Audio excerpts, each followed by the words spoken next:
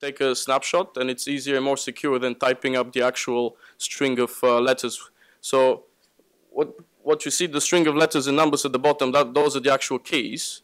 And the beauty here is typically you go to a bank, you have to prove your identity, and then they give you an account. With this kind of technology, anybody can download an app and create their own account. The question then is, how do you get a balance in that account? How do you get bitcoins? And there's different ways. Some people win them at hackathons or competitions. Some people work for them. There's people who receive their salary in the form of Bitcoin or other cryptocurrencies. So some people purchase them. You can go on a peer-to-peer exchange and purchase them. And daily volumes are in the range of 50 to 100 million per day. And there's maybe 100 plus exchanges globally. So it's a big movement. There's a lot of it. And Bitcoin is one example. There are actually 500 different cryptocurrencies, and so some of them are outright scams, and some of them are actually quite useful for things like running smart contracts. Bitcoin specifically, as a transaction mechanism, it's not very useful because you can only have 3 transactions per second, and it's actually become quite expensive to use it. But where it can become very useful is as a network security mechanism, and then you can build some sort of a settlement platform on top of it. It also poses some interesting challenges in terms of this operates independent of any jurisdiction. We have microsatellites in space that have the full blockchain, which is the record of transactions and the record of balances. So even if we have a nuclear war, those satellites are still going to be up there. We have a financial technology that can survive a global war, which is pretty amazing. So to give you some ideas of, whoops, not working. Can I get some IT help? I think I clicked the wrong button. Sorry about that.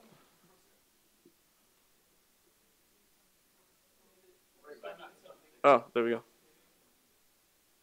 Okay.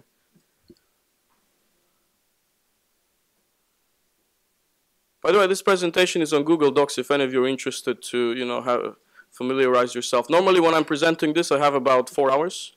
So well, last time I presented it to a group of lawyers in the UK who were trying to understand what are the legal implications. But these are some vendors. You can go and buy a Tesla car if you have Bitcoin, or there's 8 passengers who paid Virgin Galactic, in Bitcoin in order to go into space. So it's not as as esoteric or as niche or as scary as you might think at first. And here's how you can transact in a shop. So this is actually at a restaurant where the waiter presents you on a tablet the QR code of their public address of their account. It doesn't have to be a tablet. It can be on a piece of paper, and you scan it with your phone and you press pay. And this is an example of let's see if it has the date.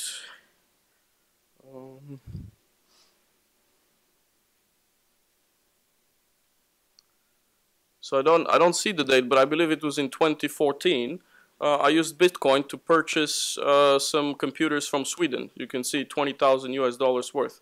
If I had used my bank HSBC, I would have to go and explain why I'm making the purchase. I'll have to convince them to increase my limit. They might make me split the transaction into 2, 3 phone calls later. They might allow me to do it, and then it would take 2 days to settle. This settled within seconds, $20,000 worth. It was the second most stressful experience of my life because I didn't know what's going to happen. The most stressful experience. The most stressful experience in my life was in the year 2000. I was living in the U.S. and I got my first credit card, and I used it to make an online purchase. I purchased some international phone minutes to call my parents. So stressful. I had no idea. Is it going to work? Are they going to steal my card details? Am I going to get hacked? It worked. So this is the second most stressful experience. It worked. But yeah, people have built merchant solutions. So this is available. Now, adoption has been quite slow. There are maybe 3 million people globally using this. But at the same time, those people are located in 180, maybe 200 different countries, which is unprecedented. So when you ask what is Bitcoin or what is cryptocurrency, I can show you. So on my phone, I have an app. This specific one is called Jax. It's developed by a Canadian company. It's multi-platform, so you can use it on Android, iOS, PC, tablets, you name it. It's loading a bit slowly, but basically I use this app to manage my private keys and to keep them secret. So when you hear about people getting hacked, it's usually someone managed just to hack their phone and steal their private keys and therefore transfer the Bitcoin or other currency. So here I have 1.29 Bitcoin. So if one of you wants to, so let's have a show of hands. How many people have actually have some form of cryptocurrency? How many of you have Bitcoin? 3 people. Okay. So I would encourage you, if you want to download it and try it, I'd be quite happy to give you $5 or £5 worth just to see how it happens. It's not nearly as scary as the first time is always scary. And then here on the same wallet I have 9.4 Ether, which is another cryptocurrency which fuels the Ethereum blockchain to execute smart contracts, which is actually what what I do as my full-time job, and I'll explain more of that in the next in the formal presentation. Yeah. So that's all I wanted to say. This one, can we switch to the next presentation, please? Thank you.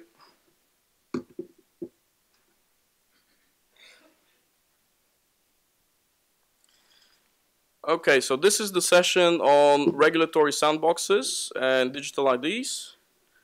It's part of the DFS workshop in Trinidad, but I think you all know that. My name is Nikola Tchouparov, and I'm here representing Oraclize. It's a 2-year-old technology startup company. We're based in London, in the United Kingdom. When the company was first founded, we registered in Italy, and we were the first company in Italy where the founding capital was in the form of Bitcoin. So instead of putting in, 1,000 euros worth of registration capital, we put in the equivalent in Bitcoin. It was only the second such case in Europe, and we did it just to show that it's possible, that the world didn't end, and we didn't get arrested. And unfortunately, we have found it quite difficult to operate a technology startup out of Italy, so we have closed down that entity, and we registered a new entity in the UK. And the reason I'm saying that is to demonstrate that when you're in a jurisdiction where it's difficult to do business, the path of least resistance is to move to another jurisdiction where it's easier to do business. What is the core of our business? So the core fundamental technology is security, what we call data oracles with proof of authenticity. So data oracles, it's a mechanism to move data from point A to point B, and the proof of authenticity, this is what it is. We can mathematically prove where the data came from, so the source server of the data, and we can mathematically prove the authenticity of the data, that it hasn't changed between source and destination. So this is a way to defend against man-in-the-middle attack. It's a good way for securing high-value transactions, or where you're moving valuable data from one place to another place. So I mean, to give you an example, in Denmark, the government of Denmark sent some confidential information on its citizens from one department to another department, things like names, addresses, social security numbers, pensions, etc. Unfortunately, by mistake, they sent it to the Chinese consulate in Copenhagen. So they received a phone call from the Chinese consulate saying, "Oh, we didn't know what it is. We opened this package, but we promise we didn't copy the data." So had they sent the data over the network and used our oracles, they would have mathematical evidence whether the data has been tampered with or not. But this is also especially useful when you have smart contracts on the blockchain, because the smart contract is not self-aware. It receives data from outside and just takes an action based on that data. So if that data has been, you know, tampered in some way, you're going to get unexpected results. So, for example, this is the Be Your Own Bank project that I'm currently working on full-time.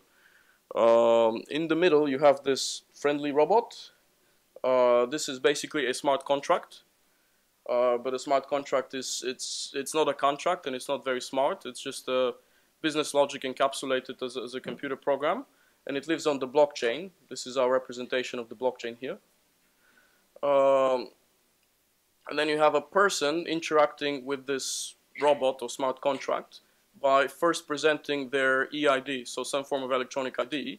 The robot verifies it, and then, you know, if everything checks out, you can say, well, make a payment, and it gets paid. The forms of EID you can potentially use, I have more slides later on, but it ranges anything from a social media account to, you know, government-issued electronic ID, to, you know, you could use your phone number and USSD, depending on the specific application or the level of security required. And what's interesting is, because this happens on a public blockchain that's completely outside the control of anybody or any jurisdiction, these transactions take place on an alternative infrastructure. They don't go through SWIFT, they don't go through MasterCard, Visa, they don't go through any banks, any acquirers, issuers, etc., etc., etc. So it's almost like in some respects it's scary, because potentially you don't get the same level of consumer protection. But in other aspects, it's actually, if you are unbanked, you know, for financial inclusion, this can have positive impacts. And then perhaps if you're not satisfied with this solution, you can move on from this solution to having bank accounts. The other thing that's interesting is, with a solution like this, you're not limited to one bank account with one currency. You can have 10 currencies, you can have 20 currencies, you can have smart contracts executing foreign exchange. All of this happens in near real time. So with Ethereum, you have, depends on what you mean by settlement finality, but it's usually between 14 seconds and 20 minutes, let's say. But now the next generation of technology, they can do it in 3 to 10 seconds. We haven't seen commercial applications of it yet, but it's coming, and it's real time. It's not based on batch, and the trade becomes the settlement. So you don't have to rely on back office processes, reconciliations, etc., etc., etc. So it could have huge disruptive potential. Another thing is, typically, you know, you have your birth certificate, and you go to the government office, and you have to prove to them who you are, and they give you some form of national ID, and then you take that national ID to the bank, and you have to prove to the bank who you are, show them their proof of address, and then they give you another digital ID in the form of a bank account. Maybe it's linked to a card, you know, a debit card.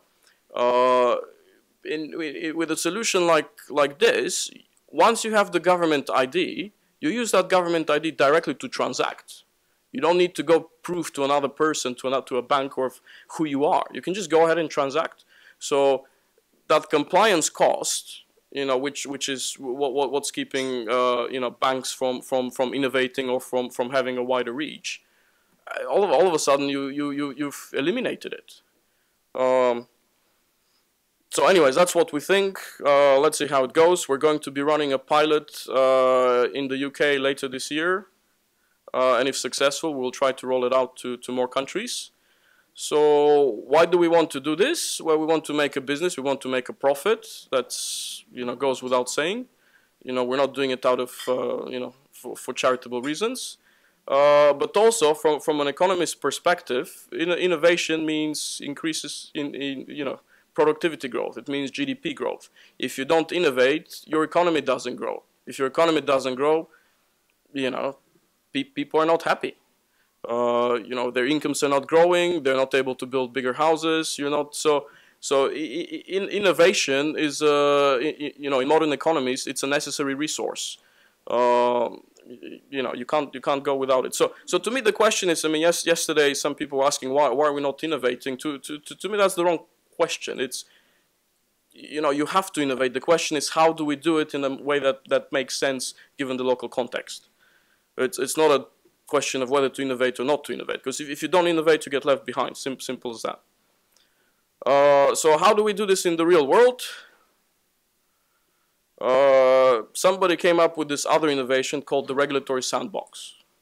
And here I want to explain, when we say a regulatory sandbox, we don't mean let's get rid of the regulation. The way this works in practice is you have to comply with all of the existing regulation. Plus, the regulator imposes additional burdens, additional restrictions on what you can do and cannot do. So to give you an example, last year with the Tramonex, we successfully entered the regulatory sandbox to provide a solution to use blockchain technology to improve the measurement and traceability of donations, charitable donations. And what the regulator, in this case the Financial Conduct Authority, they made us go through the full registration process for a small e-money institution. And they also imposed a number of restrictions. They said you cannot have more than 1,000 donors. You cannot take in more than £20,000.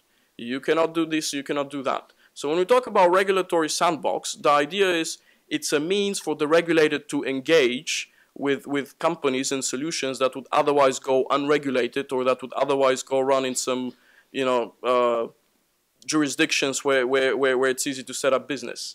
We're not talking about let's get rid of the regulation. And it was very interesting to hear about the experience in Jamaica, because basically they have gone through a sandbox experience, albeit for one specific use case. And that in the local context, that might be the right formula, actually. So this is a map of regulatory sandboxes being set up all over the world. There are up to 20 jurisdictions that we know about, and this map keeps getting updated. So for example, you can see Ireland is on the list, but we haven't heard from them in a while, so they're being dropped off from the new lists. And here Abu Dhabi is on the list, and then Dubai has recently joined, so I'll show you a second map. But what's interesting to note here is there's some regions where there's no presence. I mean, if you look at Latin America, Caribbean, blank. North Africa, Sub-Saharan Africa, blank. Eastern Europe, most of Central and North Asia, blank. So if I ask you the question, if we live in if we assume that we're seeing, a lot of technological innovation, and the world, in fintech, but also in other spaces, and so at the moment, what's the process to determine which jurisdictions get to benefit from these innovations and which jurisdictions get left behind? If you only look at this map, you can start making some guesses as to who is likely to succeed and benefit from innovation, specifically in finance space, and who's going to be left behind and will have to either copy paste or import, or they'll just have to focus on non-financial services for economic growth. So here's one additional map. This is from Deloitte. And also they've done the analysis of which sandboxes are still being proposed, so they're being debated by the relevant regulators and legislatures, and which sandboxes are actually live.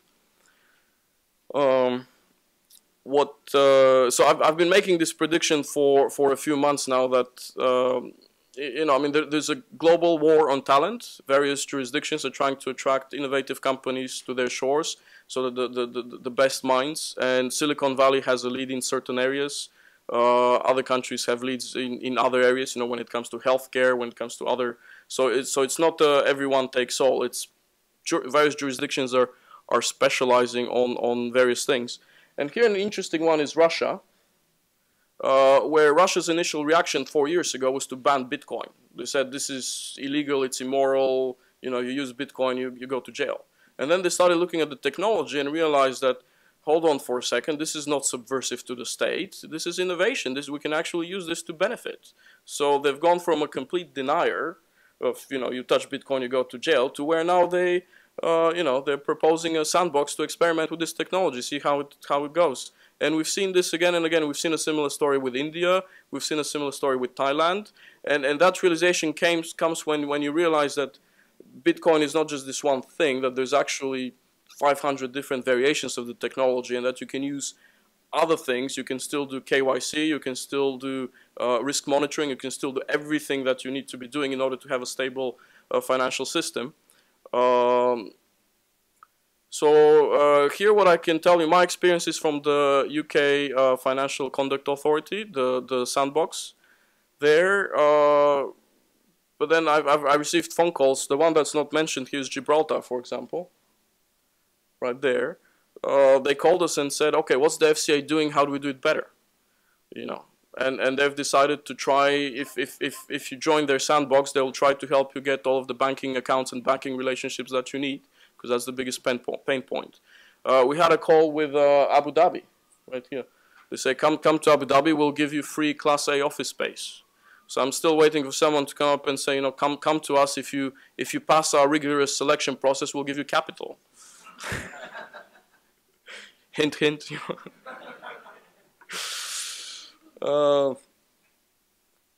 So, what has been our experience with the Financial Conduct Authority? This is how they define the regulatory sandbox. It's to allow businesses to test innovative products, services, business models, and delivery mechanisms in a live environment. It's a very competitive process to actually be selected. You have to really convince them what you're doing. It's innovative. It doesn't fit within the existing framework, or the existing framework is not very clear as to this specific product. Is it a bank? Is it an e-money product? Is it a payment product? How it works? And some of the tools they give you in the sandbox, like I mentioned, restricted authorization, but also individual guidance, waivers or modifications to rules, non-enforcement action letters. So this is the last one, I think, is similar to, we heard yesterday about no objection letters from the FIU. So yeah, they have a large, and maybe here I can pause a little bit and explain about regulation in the United Kingdom. You have the Bank of England, which is the central bank, and within the central bank you have the PRA, the Prudential Regulatory Authority. So they look after banking licenses, they look after systemic risk, these sort of things. Separately, you have the PSR, the Payment System Regulator, and they have a very limited mandate. They were created 3 years ago to look after the central payments infrastructure and how to create competition within that, because they discovered there's too much, there's not enough competition to drive down prices and improve service. And then there's the FCA, the Financial Conduct Authority, who are responsible for things like how do you sell financial products, and they give out licenses for API, Authorized Payment Institution, for EMI, e-money institution, and they also have variations on these things. For example, you can be a small API, a small Authorized Payment Institution, or you can be a small EMI, a small e-money institution. So for startup businesses, it's easier to get the small category, and then if successful, they can apply to move up to the next level of authorization. And by the way, this is copied all across the 28 EU countries. So having this on the one hand, having this kind of modular licensing, it's very useful, because then you can, rather than everybody trying to build a bank, you can focus on specifically building payment services or specifically building e-money services. And it's also going from one jurisdiction to another jurisdiction. The regulation is synchronized. There's this concept of passporting. If I get the EMI license in one country, I can passport it to any of the other 28 countries, plus a few more actually, plus Norway, plus Iceland, plus a few other countries. I don't know if it's practical to have to work in this direction in the Caribbean. I'm not familiar enough with the region. But as a foreign entrepreneur coming to a region, having these kind of instruments, it would be extremely attractive. If I can set up shop in Jamaica, for example, and that gives me access to Trinidad and to all the other countries, I mean, that would be a golden opportunity. In Europe, I mean, we're talking about a market of 450 million individuals. And so with one license, I can serve a huge market. So anyway, something to think about. I don't, you know, not an expert on this. So the FCA regulatory sandbox cohort 1, applications closed 8th of July 2016. 69 companies applied and 24 were accepted. You had both multinational players like HSBC and Lloyd's, and you also had early startup companies, you know, 2-3 man shops. 6 out of the 24, it was determined they're not ready to start testing for whatever reason. They, you know, either didn't have the correct technology expertise, or you know, the product was still being tested. So those 6 got shifted to the next sandbox. So here what's interesting is once you're in the sandbox, no one gets denied help. And the remaining 18 are expected to complete testing by the end of this month, at which point we should see some sort of a report with findings and recommendations. And this is the composition of the 18 companies that are in the sandbox. 9 of them are non-blockchain, so I'll go into that on the next slide. But 9, so 50%, are actually using blockchain or distributed ledger technology. So distributed ledger technology is the class of technologies, and blockchain is sort of the best known example of it. And here's what they're doing. Two of them are doing money transfer using the Bitcoin blockchain. And I know one of them is actually a company based between London, Singapore, and South Africa. And they're testing the UK to South Africa remittance corridor. And so even though South Africa doesn't have a formal sandbox, they actually get the benefit of the UK sandbox. So the company, they're in continuous talks with the regulator, with the SARB in South Africa. And it's, you know, so there are these kind of other possible ways of benefiting from this. There are 2 companies doing payments using smart contracts, so using robots. I think one of them, several people have mentioned GovCoin, where you're using smart contracts to distribute pensions and benefits. So in effect, you have programmable money. In effect, I give you your benefit, but you can't go spend it on cigarettes because the smart contract can determine, you know, what you're spending it on. So it's almost like, you know, programmable money. 2 companies are doing other form of payments using blockchain technology, and there's also 3 non-payment solutions. So these are things like company registrations using blockchain or voting or other things. So if we look at the non-blockchain applications, people are trying to do robo-advisory for debt solutions, IPO distribution platform, micro-saving apps. So the point here is that when we talk about innovation, so at the moment blockchain is a hot topic, and hopefully it will provide some you know, useful services and applications. But there's also other things that can be tested. So for example, travel and property insurance products, which by the way, the insurance products can be a bit tricky because with insurance you have dual regulation. On the one hand you have the PRA, the Prudential Regulatory Authority that determine who has the right to underwrite risk, and on the other hand you have the FCA that determines how these products are sold and distributed and what's acceptable practice, what's not acceptable practice. So FCA cohort 1 was the first lesson. Now the regulator has learned how to do sandboxes, and some of the companies have learned how to apply to them.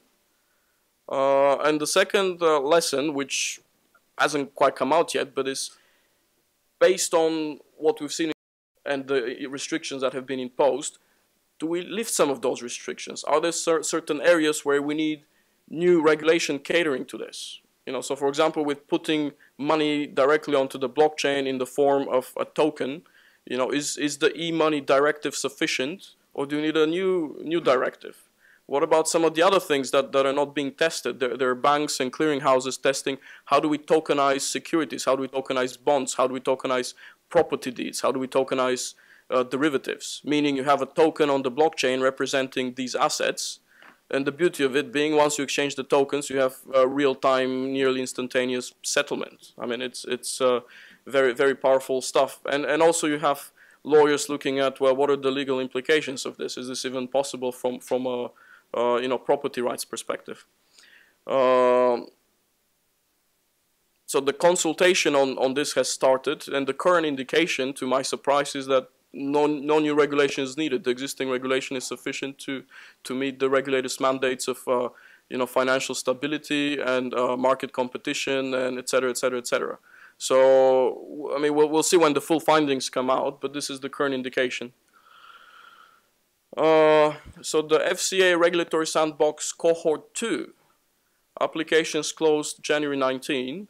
Oraclize, my current company, we submitted an application to do that be your own bank solution that I showed earlier.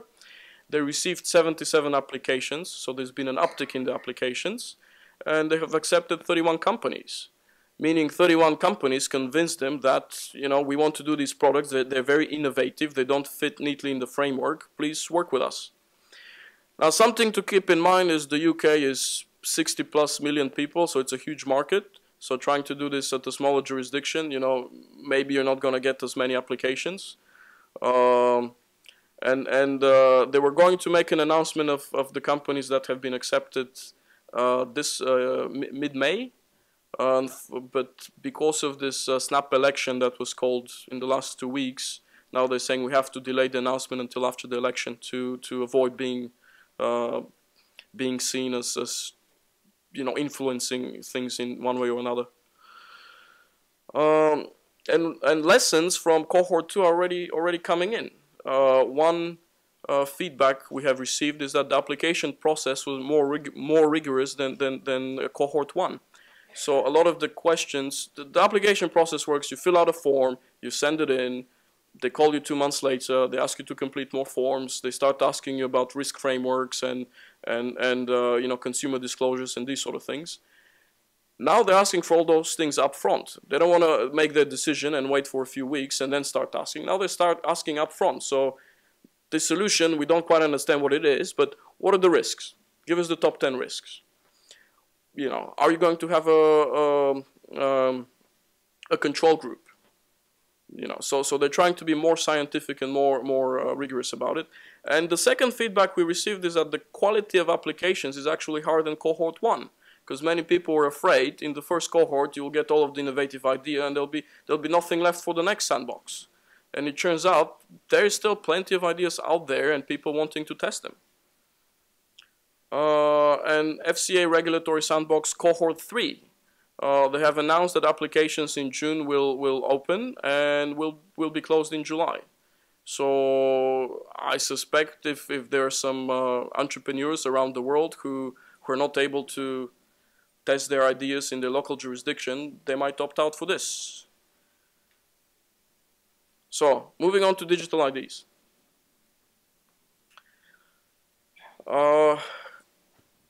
2 years ago, I started getting interested into digital IDs, and I think there is it's not commonly understood or accepted what a digital ID is. For example, okay, time check.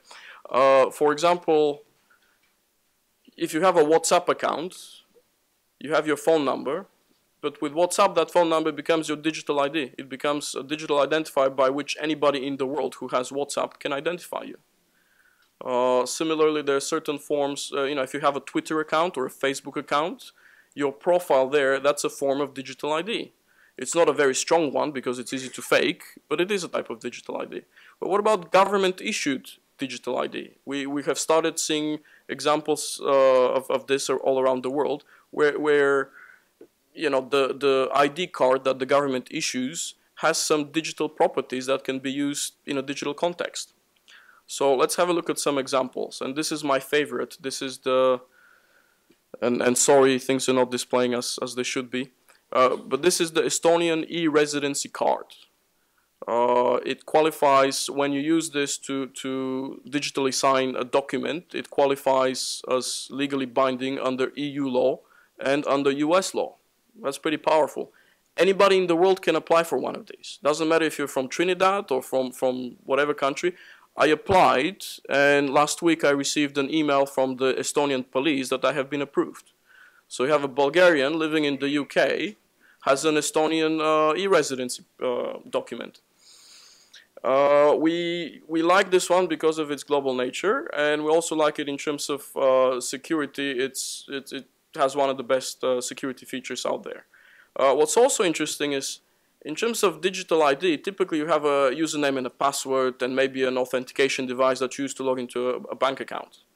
And the username and password, if they're stored somewhere on the database, so they could be compromised. But then you still have your physical token, which is in your pocket.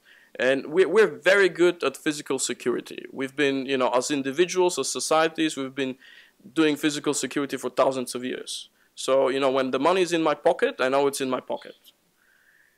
So that's the beauty of this card. When the card is in your pocket, it's in your pocket. The only way to sign is to plug in this card into a PC. So your account simply cannot be hacked. And the way this works is you see the little chip on the card that holds a digital certificate issued by the government of Estonia, means sovereign level KYC. You have to prove to them your identity. When you pick up the document, they fingerprint you, so there's also a physical KYC check. But then once all of that KYC has been done, why not just use this as the payment instrument? Why do I then need to go to a financial institution and open an account and get a Visa card or a MasterCard and then use that for payments? Why not skip that whole hassle and just use this thing? In terms of technology, we've had this technology for 2 years. With the Estonian e-residency integrating it with the Ethereum blockchain as a payment solution, we won the London Fintech hackathon last year, and we're integrating it with a Twitter account we won 2 years ago. So we've shown that the technology works. Now we want to show that it works in a regulated financial framework. Moving on to the next type of ID, you have, this is my favorite one, the German EID. Any German citizen gets one of this when they apply for a document. But what I didn't know is that there's 22 million of them that have an NFC chip in there, and you can use that to identify yourself digitally. So what I want to do is I want to each one of these IDs, I want to bring financial services. Similarly, the UK launched this UK Verify scheme in the last 6 to 8 months. We haven't done much with it, but in theory we can use it in a similar way. Same thing with the Belgian national ID. You see it comes with a chip with a digital certificate. The beauty of these things is if you lose them, you call up the police and then they revoke the certificate, and that's it. It cannot be used anymore. So in terms of security, similar to if you lose your bank card, you call up your bank and they cancel it for you. Very similar.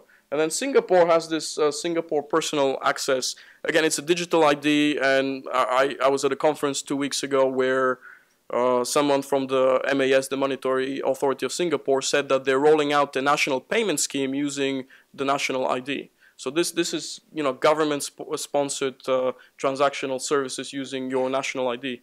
Pretty interesting stuff. And I heard yesterday from someone from the Ministry of Public Administration that Trinidad is looking at the possibility of using some form of digital ID. So it could be quite interesting to review these various technologies and use cases in determining, you know, what's the best way forward. Lastly, there are other forms of digital ID. This one here is quite interesting, Aadhaar. It's a database in India with the fingerprints and other biometrics of 1.2 billion people. Half of them unbanked. I can potentially take each one of those fingerprints and enable it to consume financial services. First step is payments, but second step is you can use stocks and buy stocks and shares and diamonds and other things, or digital tokens representing these things, and you use your fingerprint in order to receive them, in order to authorize them. I mean, you could in some jurisdictions you can obviously use a phone number with USSD. In many parts of sub-Saharan Africa, this is sufficient in terms of security, in terms of in terms of going from no access to financial services to some access. It works fine. And then there's the question of, well, can we use social media accounts or some other form of, people are talking about self-sovereignty. You know, can I self-identify myself, and then that becomes my accepted identity. So it's a fast-moving space. It's very interesting. I'm very excited to be working in this area, and thank you for your attention. Happy to take some questions.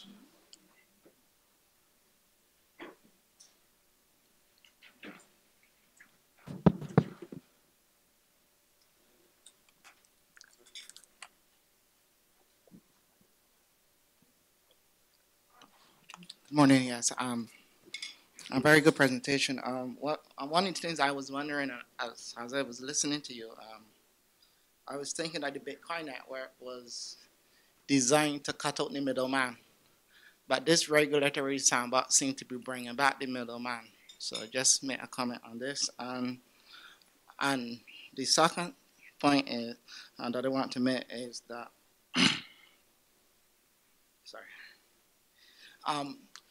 I just want you to explain what you're really selling. Are you selling a framework that would allow people to create smart contracts? Is that what you're doing? So I just want to ask that. Introduce yourself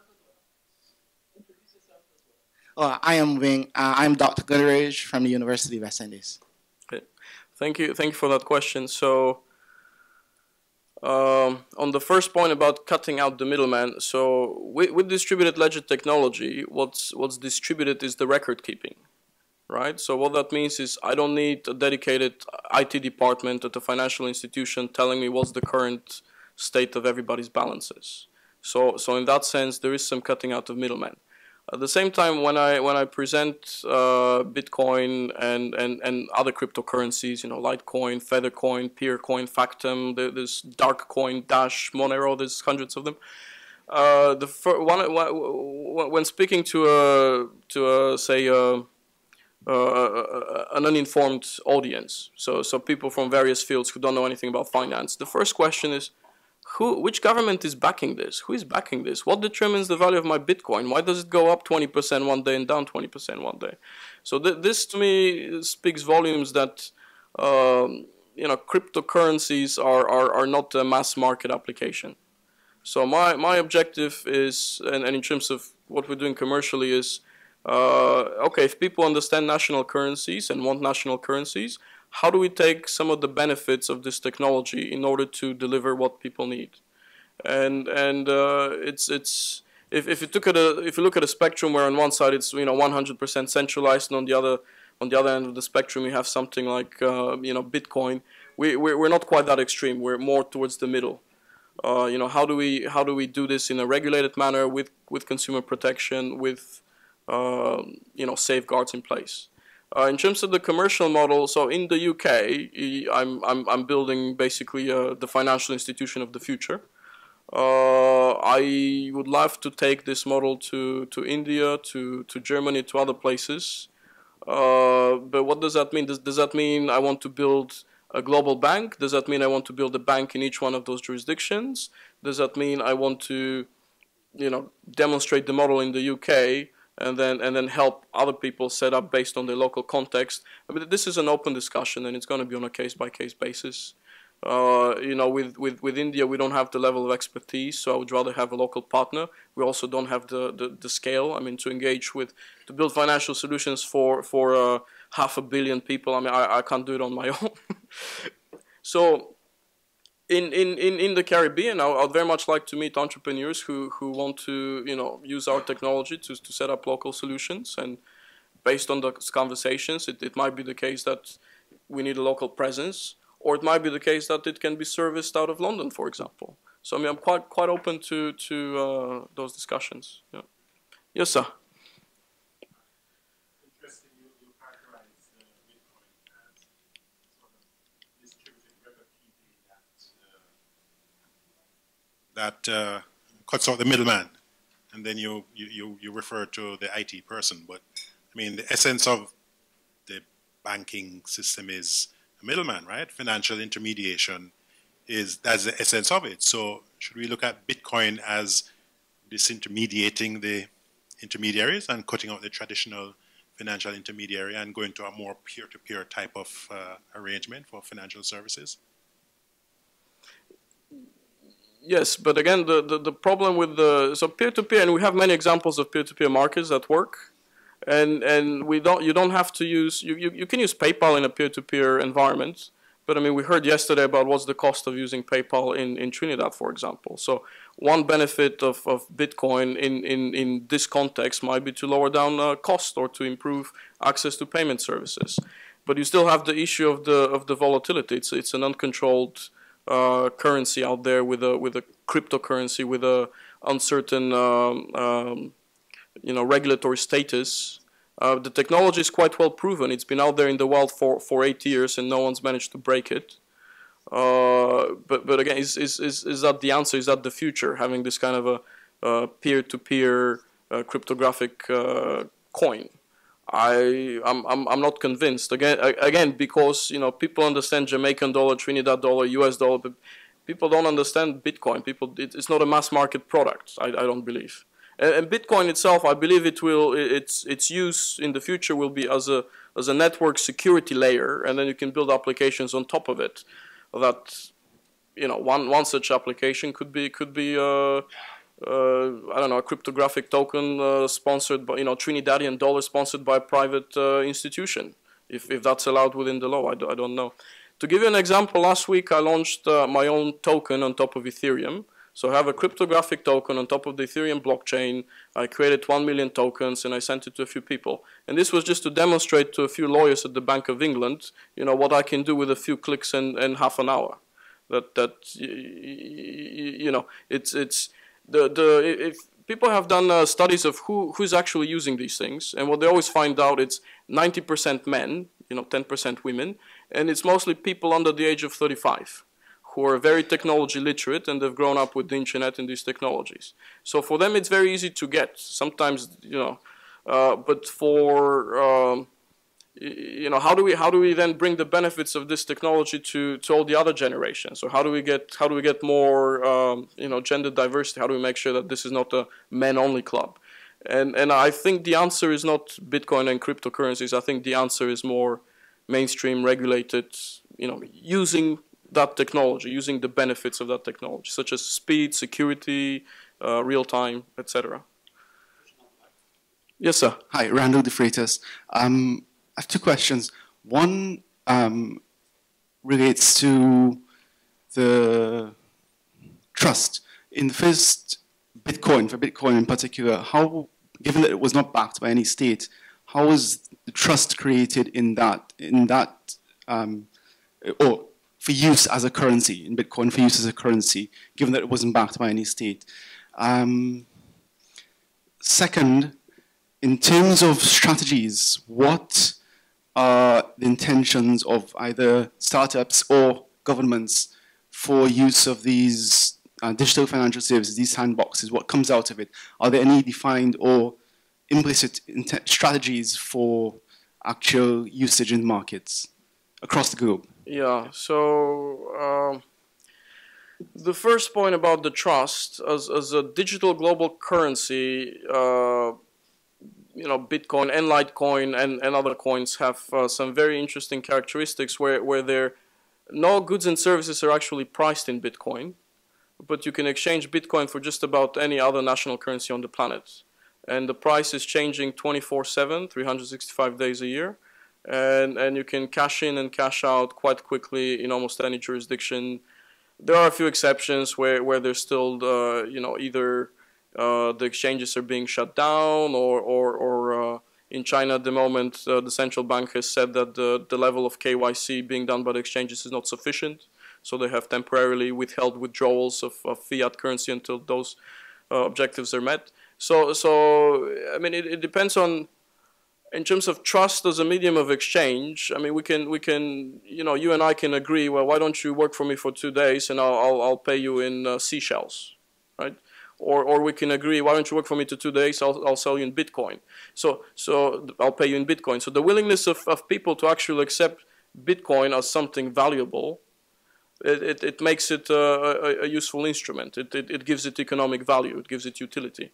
The trust in the network, so it's been out in the wild for 8 years and hasn't been broken. which is my basis for trusting the technology. Like I said, my most stressful experience in my life was using my credit card for the first time online. The second most stressful was using Bitcoin to make an international payment. And the second, sorry, what was the second part of your question? Strategies by states and others. So we have seen the Bank of England, they have a very solid understanding of the technology and its implications, and they have hired a senior economics researcher to look at what does this mean in terms of economic growth, what does this mean in terms of moving from a ultra-leveraged reserve system to a more narrow banking model. So they've hired an economist to actually do that research and find out what, if we implement central bank cryptocurrency, pound sterling on the blockchain, what does that mean for the economy? Some governments have taken the approach of let's wait and see. Other governments, specifically the Central Bank of China, seems to be very interested, and Singapore is one of the leaders as well. So they have been investing. They've set up the biggest fintech accelerator in the world, and they're testing blockchain technology, not just for payments, but also for other things, to plug tax holes or as a voting mechanism. So there is a lot of activity, and different jurisdictions are taking different approaches. Yeah. Do we have time for one more question? And I'm available. I'm here all day. My flight's tonight at 10 o'clock, so come and chat to me. Yes, I also have a question. Cryptocurrency is just starting to be a very current topic in Suriname. And if I understand it correctly, that Bitcoin is a company and cryptocurrency is a technology, right? So you have different companies using that technology, and one that is very current in Suriname is OneCoin. I personally am getting flooded with invitations on seminars with OneCoin. But I don't really trust it yet. So my question is, how do you determine if it's a scam or not? So OneCoin is a well-known Ponzi scheme. They have been banned in a number of countries, most recently Uganda and Italy. There is a few of those, and you have to be careful. Yeah. So yeah, don't report them to your regulator. Just Google it. It's a OneCoin scam, and you'll get so many reports. Like yeah. Bitcoin it's a technology. It's a computer protocol. There's no company behind it. There are individuals who got together and said, let's run this program. I'll run it in the US. You run it in Italy. You run it in Japan, and see what happens. And at the moment, there are maybe I don't have exact figures, but thousands of individuals all around the world in 150 plus countries running this software, and they form the Bitcoin network. And then there's another 2-3 million people who like me, use their touchscreen devices to get data from there to check their balance or to send transactions. So there's no company behind it, and the only way to shut it down is to shut down the internet, which is hopefully no one manages to do that. And if they shut down the internet, there's the microsatellites in space, so you just need to point an antenna. In terms of how do you do due diligence on these kind of projects, I have been reading and following this space for 4 years, and I turned it from a hobby into a professional career.